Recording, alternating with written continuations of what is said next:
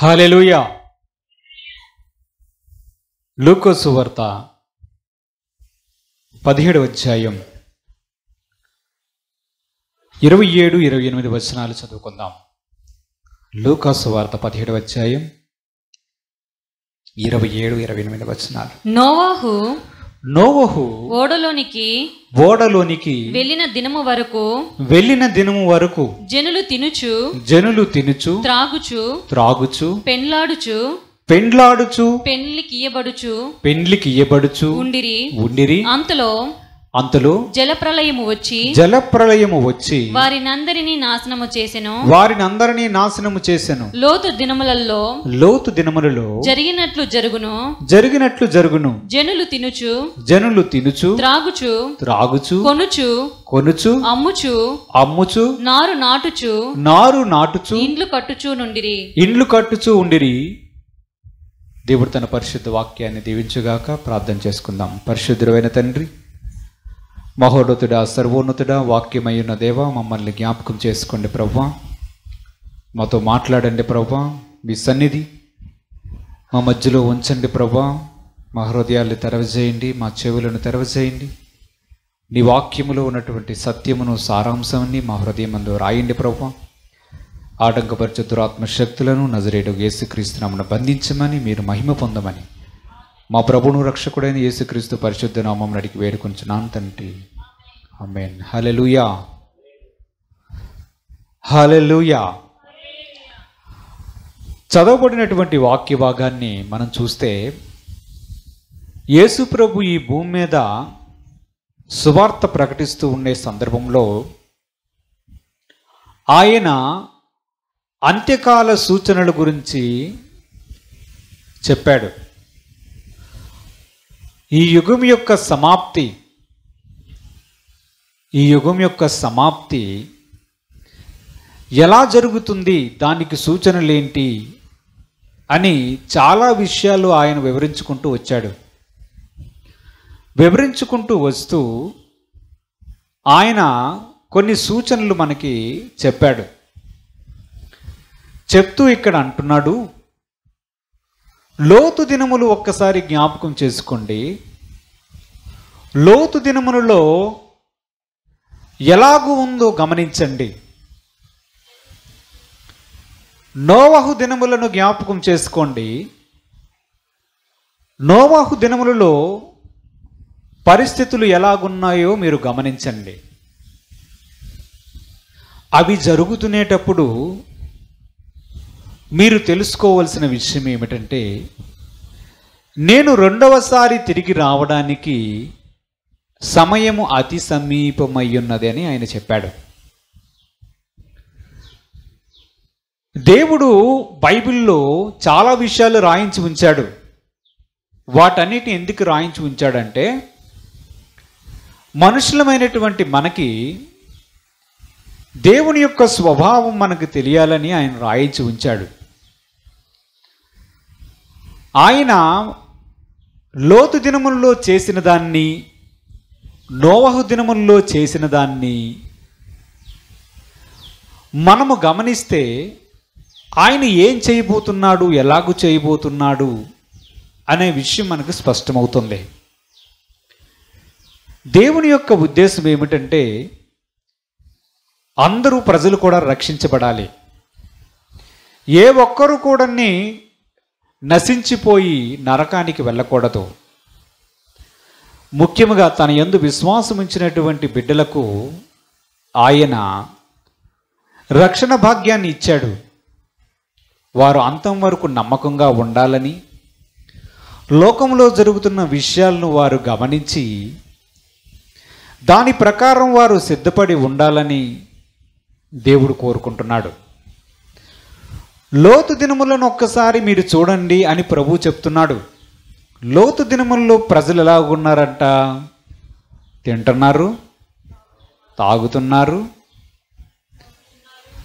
భూములు కొంటున్నారు, భూములు అమ్ముతున్నారు, ఇల్లు కట్టుకుంటున్నారు, పంటలు వేసుకుంటున్నారు, పెళ్లి చేసుకుంటున్నారు. అంతా బాగా ఉన్నట్టుగా కనిపిస్తోంది. నోహు దినముల్లో కూడా ఇంచుమించు అలాగే ఉంటుంది. నోహు దినములు ఏంటి? ఏముంది? పెళ్లి చేసుకుంటున్నారు, తింటున్నారు, తాగుతున్నారు, పెళ్లి చేసుకుంటున్నారు, పెళ్ళికి ఇస్తున్నారు, ఇల్లు కట్టుకుంటున్నారు. ఇదే పని. తినడం, తాగడం, కొనడం, ఇల్లు కట్టుకోవడం, పంటలు వేసుకోవడం, తినడం, తాగడం, పెళ్ళికి ఇవ్వడం, పెళ్లి చేసుకోవడం, తినడం, తాగడం, పెళ్లి చేసుకోవడం. ఇలాగే ఉంది. ఆనాటి ప్రజలకు అంత సౌఖ్యముగా ఉంది. వాళ్ళు ఏమనుకుంటున్నారంటే, ఏం కాదు, జీవితం అంటే ఇంతే, జీవితం అంటే ఇలాగే ఉంటుంది, తినడానికే, తాగడానికే, ఇల్లు కట్టుకోవడానికే, పెళ్లి చేసుకోవడానికి ఇదే జీవితం అనుకునేవారు. కానీ దేవుడు అలాగూ అనుకోలేదు. మనకు వీటన్నిటినీ దృష్టాంతములుగా వ్రాయించి ఉంచాడంట. ఎలాగూ వ్రాయించి ఉంచాడు? దృష్టాంతములుగా. అంటే లోతు జీవించినటువంటి కాలములో ఉన్నటువంటి ప్రజలను మీరు పరిశీలిస్తే అప్పుడు దేవుడు ఆ ప్రజలకు ఏం చేశాడు అనేది దృష్టాంతము. దృష్టాంతం అంటే ఎగ్జాంపుల్, ఉదాహరణ, ఒక మాదిరి. నువ్వు ఇలాగ చేస్తున్నారు కనుక నేను ఇలాగూ చేశాను,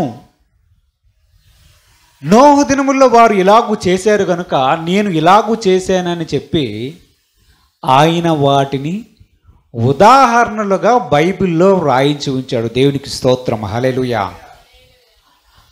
లోతు దినముల్లో ప్రజలు ఎలాగుండేవారు అని మనం చూద్దాం. చూడండి, లోతు దినముల్లో ప్రజలు ఎలాగ ఉన్నారంటే ఆదికాండం 19వ అధ్యాయం మనం 1 నుంచి 9 వచనాలు మనం చూస్తే లోతు దినములలో ప్రజలు ఎలాగ ఉన్నారో మనకు తెలుస్తుంది. చూద్దాం. చూడండి, సాయంకాలమందు చదువు. ఆ ఇద్దరు దేవదూతలు సొదొమ చేరినప్పటికీ లోతు సొదొమ గవని యొద్ద కూర్చొని ఉండి లోతు వారిని చూచి వారిని ఎదుర్కొనుటకు లేచి సాష్టాంగ నమస్కారము చేసి, నా ప్రభుల్లారా, దయచేసి మీ దాసుని ఇంటికి వచ్చి రాత్రివేళ ఇక్కడుంచి కాళ్ళు కడుక్కొనుడి, మీరు పెందలకడ లేచి మీ త్రోవను వెళ్ళవచ్చున నేను. అందుకు వారు, అలాగూ కాదు, నడివీధిలో రాత్రి వెళ్ళబుచ్చేదము అని చెప్పిరి. అయినను అతడు మిక్కిలి బలవంతము చేసినప్పుడు వారు అతని తట్టు తిరిగి అతని ఇంట ప్రవేశించిరి. అతడు వారికి విందు చేసి పొంగని రొట్టెలు కాల్చగా వారు భోజనం చేసిరి. వారు పడుకొనక ముందు ఆ పట్టణస్థులు అనగా సొదొమ మనుషులు, బాలురును, వృద్ధులును, ప్రజలందరూ నలుదిక్కుల నుండి కూడి వచ్చి ఆ ఇల్లు చుట్టివేసిరి. లోతును పిలిచి ఈ రాత్రి నీ యొద్దకు వచ్చిన మనుషులు ఎక్కడ? మేము వారిని కూడునట్లు మా యొద్దకు వారిని వెలుపలకి తీసుకొని రమ్మని అతనితో చెప్పగా లోతు వెలుపల ద్వారము నొద్దనున్న వారి దగ్గరకు వెళ్ళి తన వెనక తలుపు వేసి అన్నలారా ఇంత పాతకము కట్టుకొనకుడి, ఇదిగో పురుషుడు కూడని ఇద్దరు కుమార్తెలు నాకు ఉన్నారు. ఎలాగైతే వారిని మీ యొద్దకు వెలుపలికి తీసుకొని వచ్చును, వారిని మీ మనసు వచ్చినట్లు చేయుడి. ఈ మనుషులు నా ఇంట నీడకు వచ్చి ఉన్నారు గనుక వారిని మీరేమి చేయకూడదని చెప్పినప్పుడు వారు నీవు అవతలికి పొమ్మనిరి మరియు వాడు వీడెవడో మనలోనికి పరదేశిగా వచ్చి తీర్పరగా ఉండచూచుచున్నాడు. కాగా వారికంటే నీకు ఎక్కువ కీడు చేసేదమని చెప్పి లోతు ఆ మనుషుని మీద దొమ్మిగా పడి తలుపు పగలగొట్టుచుండగా సమీపించిరి.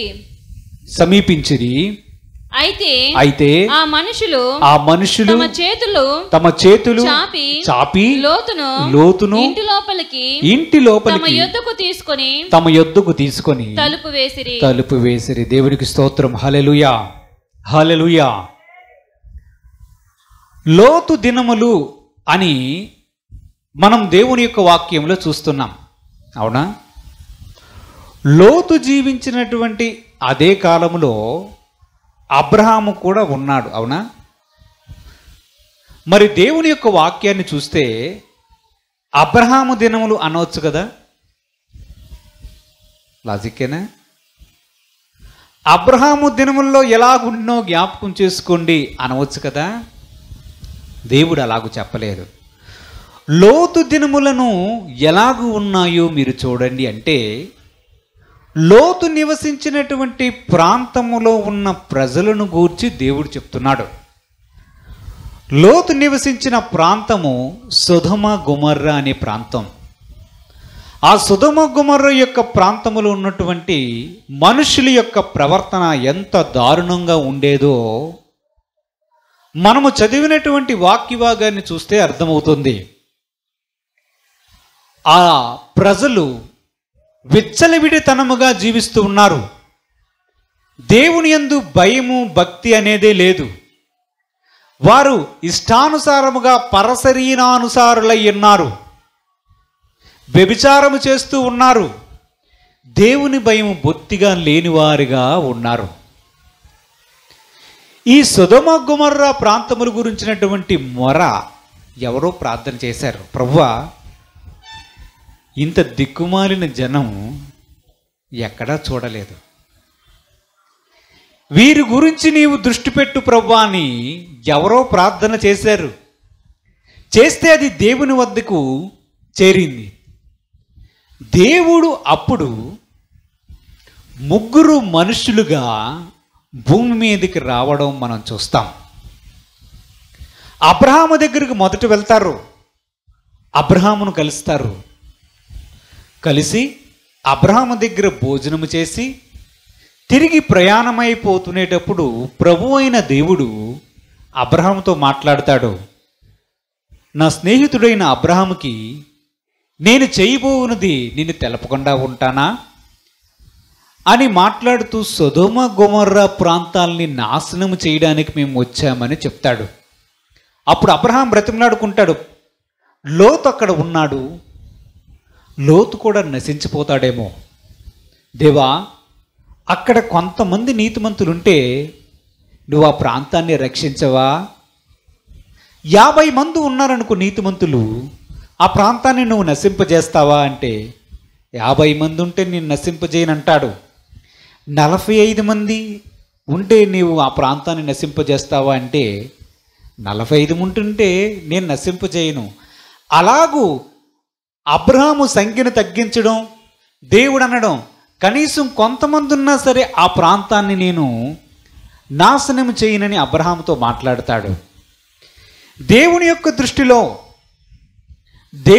దృష్టిలో మనము చూస్తే ఆ ప్రాంతం ఎంత భయంకరంగా ఉందో అబ్రహాముతో మాట్లాడుతున్నటువంటి మాటలు బట్టి మనకు అర్థమైపోతుంది. ఆ తర్వాత ఆ వచ్చినటువంటి ముగ్గురు మనుషులలో 2 దేవదూతలు వచ్చి లోతు ఉన్నటువంటి సొదొమ గొమొర్రా ప్రాంతానికి వెళ్తారు. వెళ్ళేటప్పుడు ఊరిలో ఉన్నటువంటి ప్రజలందరూ చూస్తారు, ఎవర్రా వీళ్ళు కొత్తగా ఉన్నారు, ఎవరింటికి వెళ్తున్నారని చూశారు. చూస్తూ ఉంటుంటే లోతు ఇంటికి వెళ్తున్నారు. లోతు అతిథి మర్యాదలు చేసి, అయ్యా మీరు మా ఇంట్లో ఈరోజు ఉండండి, మీరు ఈరోజు దయచేసి మా ఇద్దరు ఉండండి అంటే ఆ 2 దేవదూతలు ఆ రోజు లోతు దగ్గర ఉంటారు. సాయంత్రం అయిపోతుంది. ఇప్పుడు సొదొమ గొమొర్రా ప్రజల యొక్క అసలు ఆ వ్యక్తులు ఎటువంటి వారో మనకు తెలియజేస్తాడు దేవుడు. ఇవన్నీ దేవుడు ఉదాహరణలుగా మనకి రాయించి ఉంచాడు. ఎందుకంటే ఆ రోజు లోతు జీవించిన కాలంలో సొదొమలో ఉన్నటువంటి ప్రజల యొక్క ప్రవర్తన ఎలాగు ఉందో మనము కానీ అదే ప్రవర్తనను ప్రజలలో కానీ మనము గమనిస్తే, అదే ప్రవర్తన మనకిప్పుడు కనిపిస్తే మనం గుర్తుపెట్టుకోవాలి, యేసు ప్రభు యొక్క రాకడ అతి సమీపముగా ఉందని. దేవుడికి స్తోత్రం. సొదొమ గొమొర్రా ప్రజలు సాయంత్రం అయ్యి లోతు ఇంటికి వస్తారు, లోతుతో మాట్లాడుతున్నారు. ఎవరెవరు వచ్చారు? దేవుని యొక్క వాక్యంలో చూస్తే చూడండి, అక్కడ ఎవరెవరు వచ్చారు ఆ ఇంటి దగ్గరికి? బాలురు, వృద్ధులు, ప్రజలందరూ నలుదిక్కుల నుండి కూడి వచ్చారు. ఆ ఇల్లు చుట్టూ వేసి. ఒక్క నిమిషం, ఎవరెవరు వచ్చారు? ఎవరెవరు వచ్చారు ఆ ఇంటి దగ్గరికి? లోతు ఉన్నాడు, లోతు ఇద్దరు కుమార్తెలు ఉన్నారు, లోతు భార్య ఉన్నది, అతని ఇల్లు ఉన్నది, ఇద్దరు దేవదూతలు రావడం జరిగింది. వారు కూడా లోతు ఇంటిలో ఉన్నారు. ఇప్పుడు సాయంత్రం అవుతుంది. సాయంత్రం అయినప్పటికీ సొదొమ గొమొర్రా ప్రాంతంలో ఉన్నటువంటి ప్రజలు లోతు ఇంటికి రావడం ప్రారంభించారు. నలుదిక్కుల నుంచి వచ్చారంట. ఎవరెవరంటే బాలురు. బాలురంటే చిన్నవారు, మేబీ బిలో 13 years, 13 సంవత్సరముల కంటే కిందవారు, యవ్వనస్తులు, వృద్ధులు, అందరూ మగవాళ్ళందరూ వచ్చేసారంట.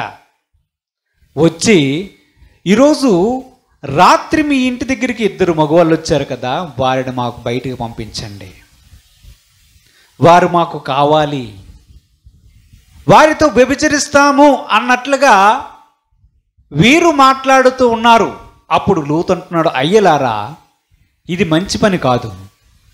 మా ఇంటికి వచ్చినటువంటి అతిథులు వారు, కావాలంటే నా కుమార్తెలు ఇద్దరు ఉన్నారు, వారిని బయటికి పంపిస్తాను, నువ్వు ఈ పని చేయడానికి వీల్లేదు అని అంటే లోతుతో మాట్లాడతారు. నువ్వెవడవరా, ఎక్కడ నుండి వచ్చి మా దగ్గరికి వచ్చి నువ్వు మాట్లాడుతున్నావు, తీర్పరగా పక్కకు పో అని పక్కకు తోస్తుంటే ఆ ఇద్దరు దేవదూతలు లోతు యొక్క చేతిని పట్టుకొని ఆ ఇంటిలోనికి తీసుకొని పోయి ఆ తలుపు వేస్తే చిన్నవాళ్ళు, పిన్నలు, బాలురు, వృద్ధులు అందరూ కలిసి ఆ ఇంటి చుట్టూ చేరిపోయారు. ఊరంతా లోతు ఇంటి చుట్టూ చేరిపోయి ఆ మనుషులను బయటికి తీసుకుని రావాలని ప్రయత్నం చేస్తున్నారు. ఇప్పుడు ఆ ఇంటికి తలుపు ఉంది కదా, ఆ తలుపు దగ్గరికి వెళ్ళి తడువులాడుతూ ఉన్నారు. ఎక్కడ్రా ద్వారం, ఎక్కడ్రా ద్వారం అంటే వారికి ఆ ఇద్దరు దేవదూతలు దేవుడు వారికి కనుమప్పు కలిగించడం వలన ఆ ద్వారబంధం అక్కడే ఉంది, కానీ వారికి కనిపించడం మానేసింది.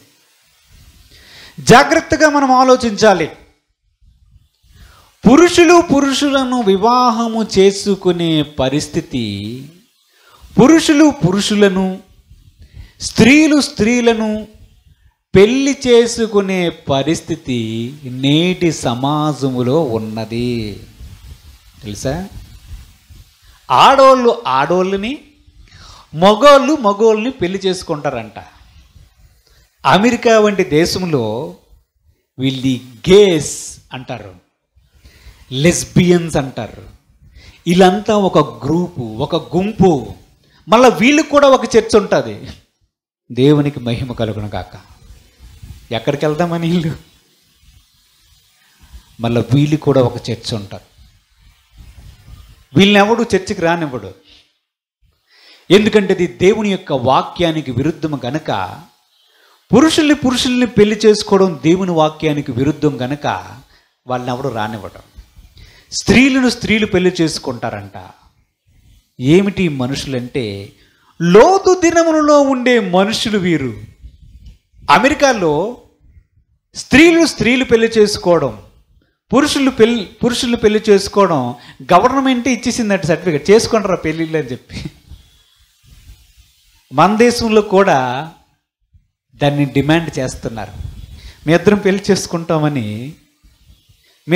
చేసుకుంటామని పురుషులు వెళ్తే చేసుకుంటారా మీ ఇద్దరు పెళ్ళి అని చెప్పి గవర్నమెంట్ వారికి సర్టిఫికేట్ ఇవ్వడానికి సిద్ధం పడుతున్నాయి. అనేక దేశాల్లో ఈ చట్టాలు వచ్చాయి. అనేక దేశాల్లో ఈ చట్టాలు వచ్చాయి. వీరిని ఏమంటారు? లోతు ప్రజలు. లోతు దినంలో ఉండే ప్రజలు వీరు. దీన్ని కానీ ఎవడైనా కామెంట్ చేస్తే డైరెక్ట్గా కోర్టులో అరెస్ట్ అయ్యేవాడికి. ఒక పాస్టర్ గారు కూడా, ఒక దైవజనుడు కూడా, అరే ఇది తప్పురా, ఇది వాక్యానుసారం విరుద్ధం అంటే వాటిని జైలు వేస్తారు. ఎందుకంటే దేశంలో చట్టం తయారు చేసుకున్నారు, వారికి హక్కులంట. నాకు అలాగ అనిపిస్తుంది, నాకు మగోడిని పెళ్లి చేసుకోవాలనిపిస్తుంది, నాకు ఎలాగ అనిపిస్తుంది, మేమిద్దరం భార్యాభర్తలు అంటారో మరి ఏమంటారో తెలియదు, కానీ మీ ఇద్దరం పెళ్లి చేసుకుంటామని స్త్రీలు మాట్లాడుకుంటారు. భారతదేశంలో ఇద్దరు ఫ్రెండ్స్ మగవాళ్ళు ఉన్నారనుకోండి, భుజం మీద చెయ్యేసుకుంటూ వెళ్ళామనుకోండి, మనం చూసిన వెంటనే ఏమనుకుంటాం, అరే వాళ్ళు స్నేహితులరా, జిగిరి దోస్తులు అనుకుంటారు. కానీ అమెరికాలో అలాగ వేసుకున్నారనుకో, వీళ్ళిద్దరు తేడా, వీళ్ళిద్దరూ పెళ్లి చేసుకోవాలనుకుంటున్నారు, వీళ్ళిద్దరూ గేస్ అంటారు. అందుకే దగ్గరగా కూర్చోరట ఎవరుణ్ణి. స్త్రీలు కూడా దగ్గరగా కూర్చుంటే అలా చూస్తారు. లోతు దినములలో అలాంటి ప్రజలుండేవారు. ఈ విపరీత బుద్ధి బాలురు మొదలుకొని వృద్ధులు వరకు ఉండిందంట. వచ్చినటువంటి దేవదూతలను చూస్తే వాళ్ళు మగవాళ్ళే అని వాళ్ళకి తెలుసు, కానీ ఆ మగవాళ్ళను బయట తీసుకుంటారంట్రా అని చెప్పి ఊరంతా చేరి ఆ ఇంటి చుట్టూ చేరిందంట. ఆలోచించండి. ప్రభు చెప్తున్నాడు, లోతు దినములను జ్ఞాపకం చేసుకోండి. రేపో మాపో భారతదేశంలో కూడా ఇలాంటి చట్టం వస్తే మనం ఆశ్చర్యపడాల్సిన అవసరం లేదు. ఇది విపరీతమైనటువంటి బుద్ధి. రోమీలకు రాసినటువంటి పత్రిక 1వ అధ్యాయం, రోమీలకు రాసినటువంటి పత్రిక 1వ అధ్యాయం 21వ వచనం నుంచి కొన్ని వచనాలు చదువుకుందాం. మరియు వారు దేవుణ్ణి ఎరిగియు ఆయనను దేవునిగా మహిమపరచలేదు, కృతజ్ఞతాస్తుతులు చెల్లింపును లేదు, గాని తమ వాదములు యందు వ్యర్థులైరి. వారి అవివేక హృదయం అంధకారమాయెను, తాము జ్ఞానులమని చెప్పుకొనుచు వారు అక్షయుడగు దేవుని మహిమను క్షయముగా మనుషుల యొక్కయు పక్షుల యొక్కయు చతుష్పాద జంతువుల యొక్కయు పురుగుల యొక్కయు ప్రతిమా స్వరూపముగా మార్చిరి. ఈ హేతువు చేత వారు తమ హృదయములో దురాలోచనలను అనుసరించి తమ శరీరములను పరస్పరము అవమానపరుచుకున్నట్లు దేవుడు వారిని అపవిత్రతకు అప్పగించెను. అట్టి వారు దేవుని సత్యమును అసత్యమునకు మార్చి సృష్టికర్తకు ప్రతిగా సృష్టమును పూజించి సేవించిరి. ఆయన స్తోత్రార్హుడయ్యున్నాడు. ఆమేన్. అందువలన దేవుడు తుచ్చమైన అభిలాషలకు వారిని అప్పగించెను. వారి స్త్రీలు జాగ్రత్తగా వినండి, వారి స్త్రీలు సహితము స్వాభావికమైన ధర్మము విడిచి స్వాభావిక విరుద్ధమైన ధర్మమును అనుసరించి అటువలే పురుషులు కూడా స్త్రీ యొక్క స్వాభావికమైన ధర్మము విడిచి పురుషులతో పురుషులు అగత్యమైనది చేయుచు తమ తప్పిదమునకు తగిన ప్రతిఫలమును పొందుచు ఒకరు ఎడల ఒకరు కామతప్తులైరి. మరియు వారు తమ మనస్సులో దేవునికి చోటీల నొల్లకపోయిరి గనుక చేయరాని కార్యములు చేయుటకు దేవుడు మనస్సుకు వారిని అప్పగించెను. దేవునికి స్తోత్రం కలుగును గాక. హల్లెలూయా, హల్లెలూయా. లోతు జీవించినటువంటి సొదొమ గొమొర్రా ప్రజల యొక్క మనస్సు ఏమిటి? భ్రష్ట మనస్సు. ఏంటది? భ్రష్ట మనస్సు. ఇది నేటి సమాజములో కనిపిస్తుంది. నేటి సమాజంలో కనిపిస్తుంది. వారికి భ్రష్ట మనస్సు రావడానికి కారణం ఏమిటో దేవుడు చెప్తున్నాడు. నేను అక్షయుడగు మహిమాస్వరూపుడిని. దేవుడు ఆత్మస్వరూపి అయి ఉంటే మనుషులంట దేవుడిని మనుషుల యొక్క రూపాలు విగ్రహములు తయారు చేసుకోవడం, చతుష్పాద జంతువులు అంటే 4 పాదములు కల జంతువుల యొక్క ప్రతిమా స్వరూపములు అంటే విగ్రహములను తయారు చేసుకోవడం, పురుగుల యొక్క రూపాలు ఎలకలు, పిల్లులు, కుక్కలు, నక్కలు, పందులు, అన్ని రకాల జీవుల యొక్క ప్రతిమలు తయారు చేసుకున్నారంట. వాటి యొక్క విగ్రహాలు, వాటి యొక్క రూపాలు తయారు చేసుకొని నీవే దేవుడు అని వాటిని పూజిస్తూ ఉండడం వలన దేవుని యొక్క వాక్యం సెలవిస్తుంది, అట్టి వారి హృదయం అంధకారం అయిపోయిందంట, చీకటి కమ్మింది. వారికి ఏది మంచి ఏది చెడు కూడా తెలుసుకోలేనటువంటి పరిస్థితి ఏర్పడింది.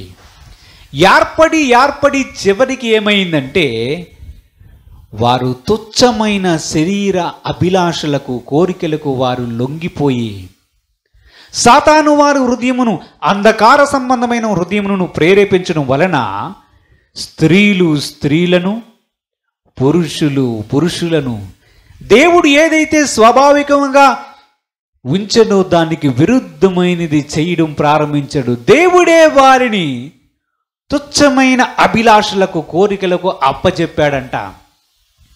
వారిలో భ్రష్ట మనస్సు వచ్చింది, వారిలో అపవిత్రత నెలకొలింది. మనము దీన్ని గమనించాలి. ఇది నేటి సమాజంలో కూడా మనకు కనిపిస్తుంది. నేటి సమాజంలో ఇది కనిపిస్తుంది. పాశ్చాత్య దేశాలలో, కొన్ని అభివృద్ధి చెందిన దేశాలలో, అమెరికా వంటి దేశాలలో దీనికి చట్టం చేసుకున్నారు. వేరే దేశాల్లో కూడా దీన్ని చట్టం చేయడానికి వారు సిద్ధపడ్డారు. ఇది తప్పు కాదు అని వారి యొక్క ఆలోచనలకు, వారి యొక్క దాన్ని ఏమంటారు, రైట్స్, మా యొక్క హక్కుల కోసం మేము పోరాడదామని పోరాడే వ్యక్తులు కూడా ఉన్నారు. దేవునికి స్తోత్రం చెల్లిద్దాం. హల్లెలూయా. ఇది భ్రష్ట మనస్సు. లోతు దినములను జ్ఞాపకం చేసుకోండి యేసు ప్రభు చెప్పారు. అబ్రహాము కూడా అదే సమయంలో ఉన్నాడు. కానీ అబ్రహాము దగ్గర ఉన్నవారు ఇలాగున్నారా? లేరు. మనుషులను మనము గమనించాలి, సమాజాన్ని గమనించాలి. ఇవి జరుగుతునేటప్పుడు మనం చూడవలసింది ఏమిటంటే యేసు ప్రభు యొక్క 2వ రాకడ అతి సమీపముగా ఉందన్న విషయాన్ని మనం గుర్తుపెట్టుకోవాలి. దేవుడు ఇంకా చెప్తున్నాడు, 27వ వచనం మత్తయి సువార్తలో మనం ఏం చదివాం? నోవహు దినములను జ్ఞాపకం చేసుకోండి అని చెప్తున్నాడు. నోవహు దినములను జ్ఞాపకం చేసుకోండి అని చెప్తున్నాడు. నోవహు దినములలో ఎలాగూ ఉందో అది మీరు తెలుసుకుంటే ఇప్పుడు గనుక మనము జీవిస్తున్నటువంటి కాలంలో అలాగే జరుగుతూ ఉంటే మనం గమనించవలసింది ఏమిటంటే యేసు ప్రభు యొక్క 2వ రాకడ అతి సమీపముగా ఉన్నదని మనం దేవుని యొక్క మాటలో చూద్దాం. ఆదికాండం 6వ అధ్యాయం 11 నుంచి 12 వచనాలు మనం చూస్తే నోవహు జీవించినటువంటి దినములు మనకు అర్థమవుతాయి. భూలోకము దేవుని సన్నిధిని చెడిపోయి ఉండెను. భూలోకము బలాత్కారముతో నిండి ఉండెను. దేవుడు భూలోకమును చూచినప్పుడు అది చెడిపోయి ఉండెను. సమస్త శరీరులు తమ మార్గమును చెరిపివేసుకొని ఉండిరి. దేవునికి స్తోత్రం కలుగుగాక. హల్లెలూయా. నోవాహు దినముల గురించి దేవుడు చెప్తున్నాడు. యేసు ప్రభు భూమి మీదకి వచ్చినప్పుడు నోవాహు దినములు కూడా ఒకసారి జ్ఞాపకం చేసుకోండి. నోవాహు దినముల్లో ఏం జరిగిందో ఒకసారి జ్ఞాపకం చేసుకోండి. ఆ నోవాహు దినముల్లో జరిగినట్టే జరుగుతూ ఉంటే, అక్కడి ఎలాగూ జరిగిందో అలాగూ జరుగుతూ ఉంటే మీరు జ్ఞాపకం ఉంచుకోవాలి. యేసు యొక్క రాకడ, రెండవ రాకడ అతి సమీపమైనదని దేవుడు చూస్తునేటప్పుడు అనుకున్నాడు. భూమి మీద మనుషులు ఎవడో ఇష్టానుసారంగా వాడు ప్రవర్తిస్తున్నాడంట. ఎవరి దినములలో? నోవాహు దినములలో. దేవుని దృష్టికి మనుషులు బలాత్కారము చేత ప్రవర్తిస్తూ ఉండేటప్పుడు దేవుడు అనుకున్నాడు, భూమి మీద ఇంకా మనుషులు నేను ఉంచను అనుకున్నాడు. లోతు దినములలో కూడా అనుకున్నాడు, సొదొమ గొమొర్రా ప్రజలు ఇటువంటి వారు, ఈ సొదొమ గొమొర్రా పట్టణాన్ని నేను ఉంచునని చెప్పి వారి మీద అగ్ని గంధకములను కురిపించాడంట. ఇక్కడ భూమి మీదకి జలప్రళయం రప్పించాలనుకున్నాడు నోవాహు దినములలో. అందుకు దేవుడు చూశాడు, లోకములో ఉన్న ప్రజలందరినీ చూస్తే నోవాహు అని ఒక్క వ్యక్తి, అతని కుటుంబం దేవుడికి కనిపించింది. నోవాహు చూస్తుంటే నిందారహితుడుగాను యథార్థపరుడుగాను దేవుని యందు భయభక్తులు గలవాడుగా కనిపించాడు. అప్పుడు నోవాహుతో దేవుడు మాట్లాడుతాడు, నోవాహు, ఇంకా కొన్ని రోజుల్లో నేను భూమి మీదకి జలప్రళయం రప్పించబోతున్నాను. నువ్వేం చేస్తావంటే, నేను చెప్పిన కర్రతో నేను చెప్పిన విధముగా ఒక ఓడను తయారు చెయ్యు, 3 అంతస్తుల ఓడ తయారు చెయ్యు. ఆ ఓడలోనికి ఏమేమి పంపించాలో జంతువులను, పక్షులను అన్నిటి గురించి చెప్పాడు. నోవహు అతని కుటుంబం కూడా రక్షించబడ్డం మనం చూస్తాం. దేవుడికి స్తోత్రం. హల్లెలూయా, హల్లెలూయా. అయితే నోవహు దినముల్లో ఏం జరిగింది? నోవహు దేవుని దృష్టికి యథార్థవంతుడుగా కనిపించినప్పుడు, నీతిమంతుడుగా కనిపించినప్పుడు నోవహు ఏమి చేశాడు? ఏం చేశాడు నోవహు? ఏం చేశాడు నోవహు? తనకు కనిపించిన వారందరికీ కూడా దేవుడు జలప్రళయాన్ని రప్పించబోతున్నాడు, అతి త్వరలో ఈ భూమి మీదకి భయంకరమైనటువంటి వరద ప్రవాహం రాబోతుంది, 40 రాత్రులు 40 పగళ్ళు ఆకాశము నుంచి దేవుడు వర్షాన్ని కురిపించబోతున్నాడు, భూమిలో ఉన్నటువంటి అగాధ జలములు ఆయన బయటికి ఊటలు తెప్పించబోతున్నాడని చెప్పాడంట. ఎలాగుంటుంది వాళ్ళకి? ఎగతాళిగా, వేలాకోలంగా ఉంటుంది. దేవుని యొక్క మాటను మనం చూస్తున్నాం. ఆకాశం మీద నుంచి 40 రోజులు 40 రాత్రులు 40 పగళ్ళు వర్షం కురిపించడం, భూమి కింద ఉన్నటువంటి జలధారులన్నీ కూడా రావడం, 40 రోజులు జరిగేటప్పటికి భూమంతా కూడా అరారాతు పర్వతం అంత ఎత్తుకు వెళ్ళి అక్కడ ఏమైంది తెలుసా? అక్కడికి వెళ్ళి నీరు నిలిచి ఉందట. ఎక్కడ? పర్వతాలు మునిగిపోయినంత ఎత్తులో భూమి మీద నీరు ప్రవహించింది. ఈ మధ్యకాలంలో ఎవరెస్ట్ శిఖరం ఉంది తెలుసా? ఎవరెస్ట్ శిఖరం యొక్క ఎత్తు ఎంతో? సుమారుగా 8,848, అంటే సుమారుగా ఒక 8 కిలోమీటర్లు, 8.9 కిలోమీటర్లు అనుకోండి. ఇటు నుంచి 9 కిలోమీటర్లు అంటే ఇక్కడ నుంచి ఎక్కడికి వెళ్ళాలి? అనకాపల్లి దాటిపోయి ఆ హైవే దాటిపోయి అటు ఎటో పోవాలి. అంత దూరం ఉన్నటువంటి పర్వతం లేదా ఇటు నుంచి చోడవరం ఆలోచించండి. ఇక్కడ నుంచి 9-10 కిలోమీటర్లు ఉందనుకో. ఇక్కడి నుంచి చోడవరం ఎంత దూరం? 9 కిలోమీటర్లు అనుకోండి. అంత దూరం ఎంత ఉందో అంత ఎత్తైన పర్వతాన్ని ఊహించండి. అంత ఎత్తైనటువంటి పర్వతాలు కూడా మునిగిపోయాయి. ఈ మధ్య సైంటిస్టులు ఎవరెస్ట్ పర్వతాన్ని ఎక్కి ఆ కొన ఉంటుంది కదా, ఇలాగా అక్కడికి వెళ్ళి తవ్వకాలు చేస్తుంటే రాళ్ళలో చేపలు కనిపించాయంట. ఏం కనిపించాయి? చేప యొక్క అవశేషాలు కనిపించాయంట. రాళ్ళలోకి చేప ఎలా దూరుతుంది? రాళ్ళలోకి చేప ఎలా దూరుతుంది? జాగ్రఫీ చదివితే మనకు అర్థమవుతుంది. రాయి ఫార్మ్ అవ్వడం గురించి జాగ్రఫీలో ఒక థియరీ ఉంటుంది. ఇప్పుడు ఒక చేప వెళ్ళింది అనుకుందాం. చేపలు ఎవరెస్ట్ పర్వతం అంత ఎత్తుకు వచ్చినప్పటికీ చేపలు ఇలా తిరుగుతున్నాయి.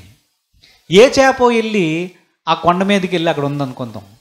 ఇంతలో నీరు కిందకి ఎండిపోతూ వస్తుంది అనుకోండి. ఈ చేప ఎక్కడికి వెళ్తా తెలుసా? అక్కడికి వెళ్ళి అక్కడ ఉంటుంది.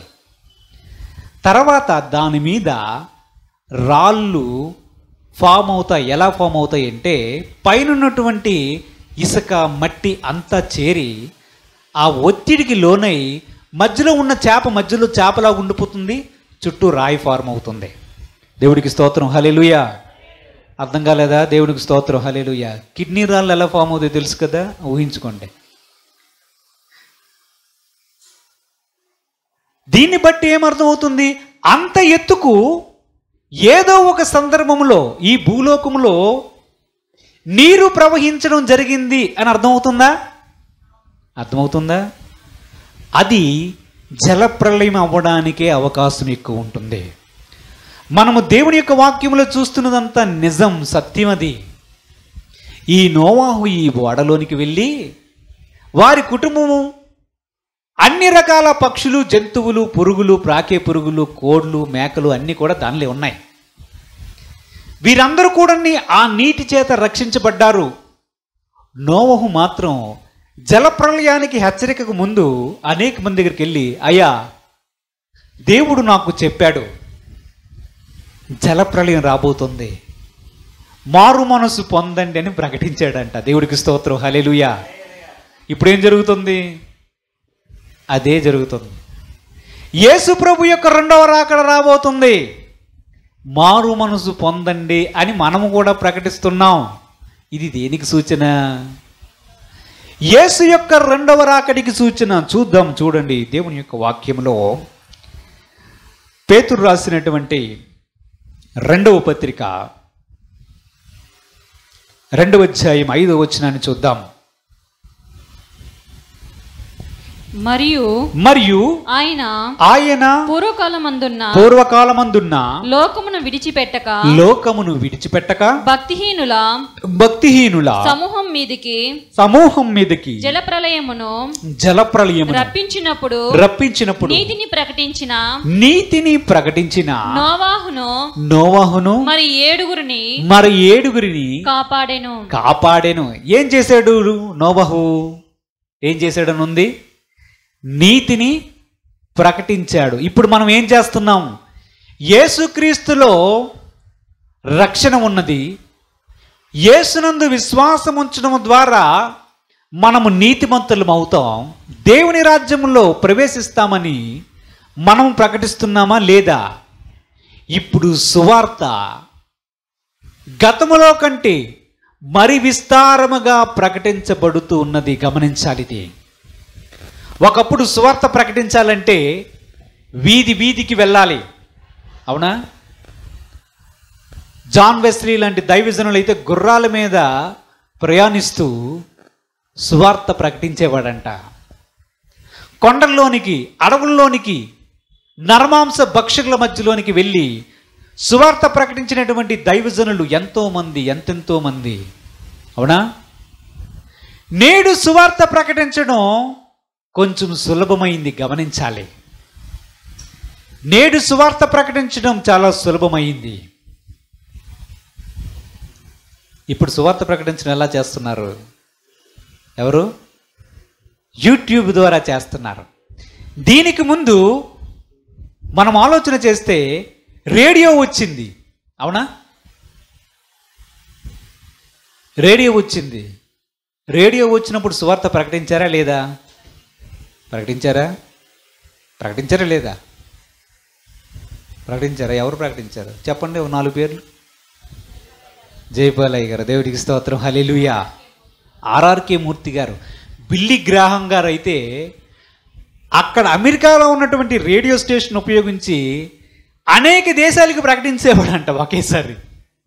టెక్నాలజీని ఉపయోగించుకున్నారు మహానుభావులు, దేవుడికి స్తోత్రం, హల్లెలూయా. ఆర్ఆర్కే మూర్తి గారు అయితే, దైవజనులు ఆర్ఆర్కే మూర్తి గారు అయితే ఆయన కూడాని శ్రోతలు వింటున్నారా అని చెప్పి ప్రారంభించేవారంట. ఆర్ఆర్కే మూర్తి అనే దైవజనుడి ద్వారా ప్రకటించబడినటువంటి సువార్త ఏజెన్సీ ప్రాంతాల్లో నేటికి మనం వెళ్తే అనేక మంది చెప్తారు, ఆ రోజు ఆ దైవజనుడు చెప్పినటువంటి వాక్యం ద్వారా మేము రక్షించబడ్డామని. కొండలెక్కగలమా? ఏజెన్సీ ప్రాంతాల్లోకి వెళ్ళగలమా?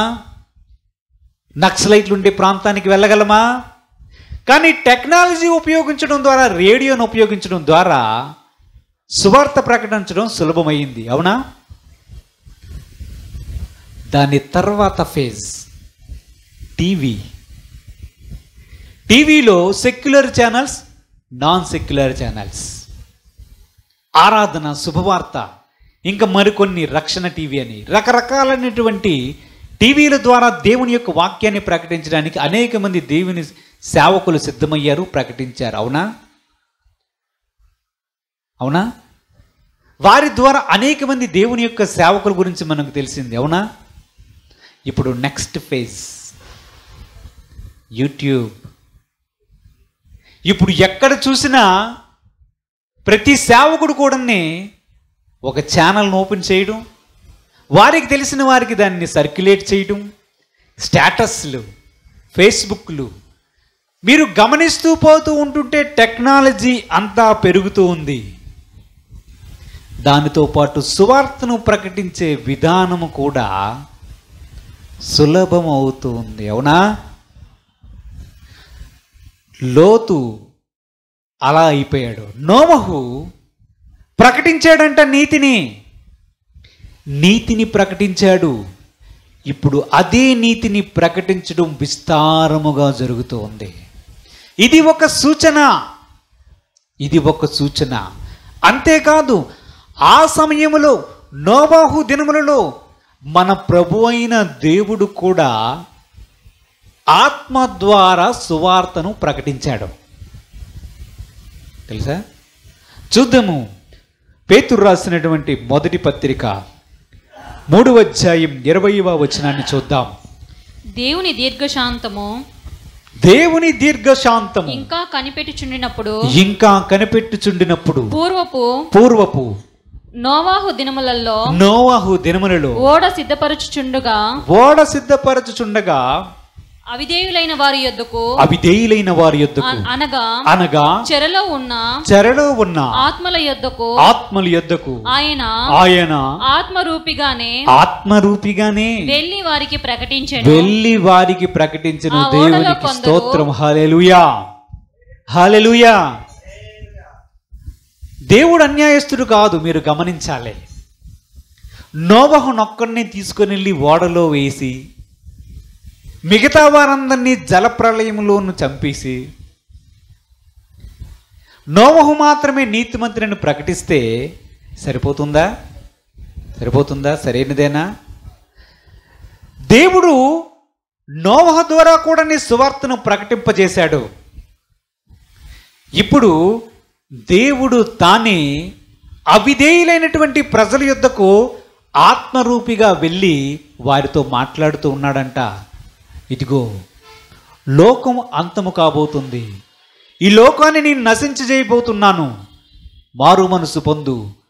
గో, నోవహు ఓడ తయారు చేస్తున్నాడు, దానిలో మీకు కూడా స్థలం ఉంది. నోవహు ఓడ తయారు చేస్తున్నాడు, దానిలో నీకు కూడా స్థలం ఉందని దేవుడు వారికి కూడా, అవిధేయులైన వారి యొద్దకు కూడా వెళ్ళి వారికి కూడా ప్రకటించాడంట. దేవునికి స్తోత్రం, హల్లెలూయా. మనము నోవహు దినముల్లో చూస్తే రెండు విషయాలు స్పష్టంగా అర్థమవుతున్నాయి. ఒకటి, నోవహు ప్రకటించడం, అవునా? రెండవది, దేవుడు తానే స్వయముగా ఆత్మరూపిగా ప్రకటించడం, అవునా? ఈరోజు అదే జరుగుతుంది. ఈరోజు అదే జరుగుతుంది. ఈరోజు అదే జరుగుతుందని చెప్పడానికి కారణం ఏమిటో తెలుసా? పెంతుకోస్తు దినము నాడు అపోస్తులు మేడగది మీద ఉండి ప్రార్థన చేస్తునేటప్పుడు దేవుని యొక్క పరిశుద్ధాత్మ ఆదరణకర్త భూమి మీదకు దిగి వచ్చాడు, అవునా? వచ్చాడా? అగ్ని జ్వాలల వలె వారి మీద వాలడం, అనేక మంది భాషలతో మాట్లాడడం, దేవుని స్తుతించడం జరిగిందా? దేవుని యొక్క పరిశుద్ధాత్మ ఆదరణకర్త అయినటువంటి ఆత్మదేవుడు పెంతుకోస్తు దినము నాడు భూమి మీదకి దిగి వచ్చాడు. నేటికి భూమి మీద నిలిచి ఉన్నాడు. అంతకుముందు ఆయన వ్యక్తిగా భూమి మీదకి వచ్చి స్థిరముగా ఇక్కడ ఉండి చేసినటువంటి సంగతి మనకు కనిపించదు. కానీ పెంతుకోస్తు దినము తర్వాత దేవుని యొక్క ఆత్మ భూమి మీద నిలిచి ఉండి కొనసాగుతూ ఉన్నాడు. కొనసాగుతూ ఉండి ఆయన చేస్తున్నటువంటి పని ఏమిటంటే, యోహాను సువార్త 16వ అధ్యాయం 7-8 వచనాలు చూద్దాం. యోహాను సువార్త 16వ అధ్యాయం 7-8 వచనాలు ఒక్కసారి చూద్దాం. అయితే నేను మీతో సత్యము చెప్పుచున్నాను, నేను వెళ్ళిపోవుట వలన మీకు ప్రయోజనకరం, నేను వెళ్ళని ఎడల ఆదరణకర్త మీ యొద్దకు రాడు, నేను వెళ్ళిన ఎడల ఆయన మీ యొద్దకు పంపుదును. ఆయన వచ్చి పాపమును గూర్చి నీతిని గూర్చి తీర్పును గూర్చి లోకమును ఒప్పుకొన చేయును. దేవునికి స్తోత్రం కలుగును గాక. హల్లెలూయా, హల్లెలూయా. పరిశుద్ధాత్మ దేవుడు భూమి మీదకు దిగి వచ్చిన తర్వాత ఆయన చేసే పని ఏమిటి? మనుషుల్ని పాపాన్ని ఒప్పింపజేస్తాడు. మనం ఒకరమే కాదు పనిచేస్తుంది, పరిశుద్ధాత్మ దేవుడు పనిచేస్తున్నాడు. పరిశుద్ధాత్మ దేవుడు భూమి మీద ఉండి మనుషుల దగ్గరికి వెళ్ళి వారిని ఒప్పిస్తూ ఉన్నాడు. నీవు చేసింది తప్పు, నీవు పాపంలో ఉన్నావు, నీకు రక్షణ అవసరమై ఉన్నది, దేవుని యొక్క ఉగ్రత దిగబోతుంది, నీకు యేసే మార్గం సత్యం జీవమై ఉన్నాడు, యేసునందు రక్షణ ఉంది అని పరిశుద్ధాత్మ దేవుడు ఇప్పుడు చేస్తున్నటువంటి పని ఏమిటంటే, ఇప్పుడు ఉన్న అవిధేయుల యొద్దకు వెళ్ళి వారి దగ్గరికి వెళ్ళి వారిని ఒప్పించడానికి ఆయన ప్రయత్నము చేస్తున్నాడు. దేవుడికి స్తోత్రం. మనము లోతు దినములను చూసాం, నోవహు దినములను కూడా చూస్తున్నాం. నోవహు దినముల్లో నోవహు ప్రకటించాడు, దేవుని యొక్క ఆత్మ కూడా అవిధేయుల దగ్గరికి వెళ్ళి ప్రకటించాడు, అవునా? విన్నవారందరూ ఓడలోనికి వచ్చారు, విననివారు జలప్రలయములో నశించారు. అలాగే ఇప్పుడు కూడా జరుగుతూ ఉన్నది. ఇప్పుడు నోవహు యొక్క స్థానములో అనేక మంది విశ్వాసులు, దేవుని సేవకులనిబడిన వారు, సువార్థికులు, దేవుని కొరకు పనిచేసేవారు సువార్తను ప్రకటిస్తూ ఉన్నారు. ఇప్పుడు అనేక మంది నోవహులు బయలుదేరారు, అవునా? అప్పుడు దేవుని ఆత్మ దిగి వచ్చి అవిధేయుల దగ్గరికి వెళ్ళి వారికి ఆత్మరూపంగా వెళ్ళి వారికి ప్రకటించరు, రే నశించిపోతారా, ఇంక 40 రోజుల్లో నేను భూమి మీద దేన్ని కూడా ఉంచబోతున్నాను, రండి రండి రండి రండి, మారు మనసు పొందండి, రక్షణ పొందండి అని చెప్పి వారికి ప్రకటించాడు. దేవుడు అదేవిధంగా నోవహు కూడా ప్రకటించాడు, అంతే కదా? నోవహుకు ప్రకటించకపోతే నోవహు ఎలా తెలుసుకునేవాడు? నోవహుకు దేవుడు ఎలాగూ ప్రకటించాడో అలాగే ఆ కాలంలో ఉన్నటువంటి అనేక ప్రజలకు కూడా ప్రకటించాడు, కానీ వారెవరు కూడా వినలేదు.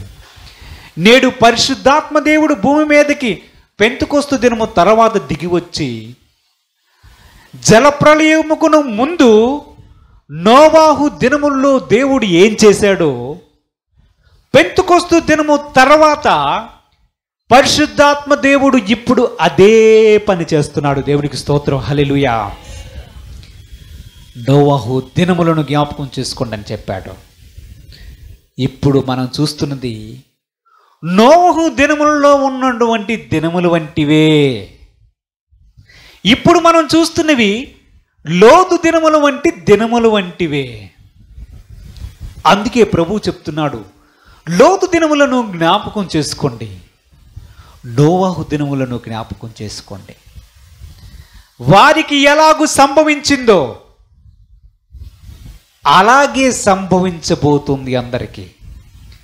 వారు ఎలాగైతే నాశనమైపోయారో, దేవుని ధిక్కరించి నాశనమైపోయారో, ఒకవేళ యేసునందు ఉన్నటువంటి ఉచితమైన రక్షణను పొందడానికి ఈనాటి ప్రజలు తిరస్కరిస్తే అదే శిక్ష విధిలోనికి వారు కూడా వెళ్తారు అని చెప్తున్నాడు.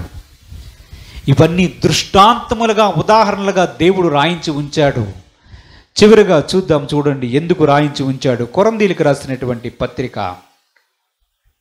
మొదటి కొరంథీ పత్రిక 10వ అధ్యాయం 11వ వచనాన్ని మనం చూస్తే, కొరంథీయులకు రాసినటువంటి మొదటి పత్రిక, ఈ సంగతులు దృష్టాంతములుగా వారికి సంభవించి యుగాంతమందు ఉన్న మనకు బుద్ధి కలుగుటకై వ్రాయబడును. ఎందుకు రాయించాడు నోవాహు సంగతుల్ని? ఎందుకు రాయించాడు దేవుడు లోతు సంగతులంటే, ఆ రోజు నేను ఎలాగ ప్రవర్తించాను వారు ప్రవర్తనకి ఈరోజు అదే జరగబోతుంది. యుగము యొక్క అంతము కాబోతుంది. యేసు యొక్క రెండవ రాకడ అతి సమీపముగా ఉంది. యేసులో ఉచితమైనటువంటి రక్షణ ఉన్నది. పాప క్షమాపణ పొందిన వారు నోవాహు యొక్క కుటుంబం ఎలాగూ రక్షించబడిందో అలాగూ రక్షించబడతారు. లోతు ఎలాగూ తప్పించబడ్డాడో అలాగూ తప్పించబడతారు. మనము సమాజాన్ని గమనిస్తే మనము నోవాహు దినములను పోలిన దినముల్లో ఉన్నామని మనకు అర్థమవుతుంది. మనము ఇంకా జాగ్రత్తగా గమనిస్తే లోతు దినములలో ఉన్న సంగతులు నేడు మనకి కనిపిస్తాయి. మనము యేసు యొక్క రాకడ అతి సమీపంగా ఉందని తెలుసుకొని మనలను మనము జాగ్రత్త పరుచుకోవడానికి సిద్ధపడదాం. దేవుడు తన పరిశుద్ధ వాక్యాన్ని దీవించుగాక. ప్రార్థన చేసుకుందాం. పరిశుద్ధుడైన తండ్రి, మీ పాదములకు వందనాలయ్యా. లోతు దినములను జ్ఞాపకం చేసుకోమని సెలవిచ్చావు దేవా. ఇదిగో నోవాహు దినములను జ్ఞాపకం చేసుకోమని సెలవిచ్చావు. లోతు దినముల్లో జరిగినట్టే ప్రభువా ఇప్పుడునూ జరుగుతున్నది. నోవాహు దినముల్లో జరిగినట్లుగానే ఇప్పుడునూ జరుగుతున్నది. నీ రాకడ సమీపిస్తుండగా, కడబూర బ్రోగే సమయం అతి సమీపముగా వస్తుండగా, కడబూర కాలములో ప్రభువా తండ్రి మేము నివసిస్తుండగా దేవా, మేము నమ్మకముగాను యథార్థముగాను నిన్ను వెంబడించే కృప దయచేయండి ప్రభువా. నోవహు ప్రకటించినట్లుగా మరి విస్తారముగా నీ సత్య సువార్తను అనేక మంది ప్రజలకు ప్రకటించే కృప మాకు దయచేయండి ప్రభు. నేటి వాక్యాన్ని మా హృదయమని పలక మీద మీరు వ్రాసి మీరు మహిమ పొందమని మా ప్రభువును రక్షకుడైన యేసుక్రీస్తు పరిశుద్ధ నామమును అడిగి వేడుకొనుచున్నాము తండ్రి. ఆమేన్.